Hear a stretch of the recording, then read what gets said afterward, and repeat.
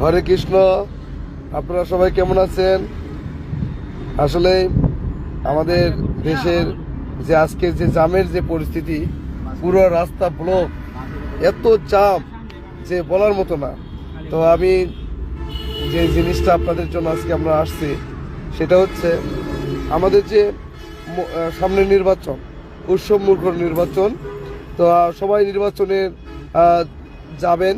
সেই ক্ষেত্রে আমাদের যে মন্দির, ধর্মীয় উপাসনাগুলো যথেষ্টভাবে আপনারা নজরদারি রাখবেন। যেহেতু কাজকাম বন্ধ থাকবে 2-4 দিন, ঘোরাঘুরি না করে আপনারা যতটুকু পারেন আপনারা বিভিন্ন মন্দির পরিদর্শন করবেন। ধর্মীয় উপাসনা এগুলো পরিদর্শন করবেন, যাতে আমরা, যেহেতু সরকারি ছুটি, যেহেতু আগামীকাল সরকারি ছুটি, ভোটের দিন সরকারি ছুটি, আপনার শুক্রবার শনিবার সরকারি ছুটি।